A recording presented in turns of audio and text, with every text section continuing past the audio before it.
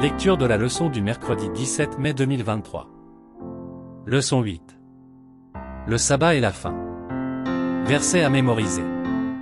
Et de mettre en lumière quelle est la dispensation du mystère caché de tout temps en Dieu qui a créé toutes choses, Éphésiens 3 verset 9. Mercredi 17 mai, la création, le sabbat et la fin des temps. Le grand conflit, qui a commencé dans le ciel il y a des millénaires, portait sur la question de l'autorité de Dieu. Le défi reste le même aujourd'hui. Lisez Apocalypse 14 versets 7, 9 et 12. Apocalypse 14 versets 7, 9 et 12. Il disait d'une voix forte, « Craignez Dieu, et donnez-lui gloire, car l'heure de son jugement est venue, et adorez celui qui a fait le ciel, et la terre, et la mer, et les sources d'eau. » Et un troisième ange les suivit, en disant d'une voix forte, « Si quelqu'un adore la bête et son image, et reçoit une marque sur son front ou sur sa main. » C'est ici la persévérance des saints, qui gardent les commandements de Dieu et la foi de Jésus. Résumez ces versets en complétant les phrases ci-dessous. Apocalypse 14 versets 7, 9 et 12. Apocalypse 14 verset 7 est un appel à adorer celui qui a fait le ciel, et la terre, et la mer, et les sources d'eau. Apocalypse 14 verset 9 est un appel solennel à ne pas adorer la bête ni son image. Apocalypse 14 verset 12 décrit un peuple qui garde les commandements de Dieu et la foi de Jésus. Ces passages montrent clairement que l'adoration est la question centrale dans le conflit des derniers jours entre le bien et le mal, Christ et Satan. Adorons-nous le Créateur ou la bête?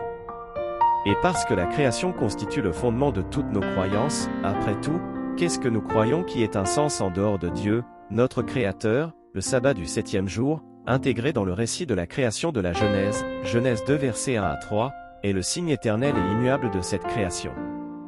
C'est le symbole le plus fondamental de l'enseignement le plus fondamental. Dieu lui-même est la seule chose qui soit plus fondamentale. Par conséquent, usurper le sabbat du 7e jour, c'est usurper l'autorité du Seigneur au niveau le plus élevé possible, celui de son statut de créateur. C'est se placer derrière toute chose et la déraciner à la base.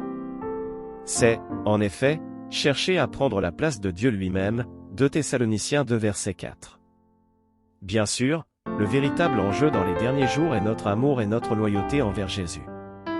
Mais selon la Bible, cet amour s'exprime dans l'obéissance aux commandements, 1 Jean 5 verset 3, Apocalypse 14 verset 12, et le sabbat, seul parmi les commandements, est à l'origine de tout, car lui seul désigne Dieu comme créateur, Exode 20 verset 8 à 11.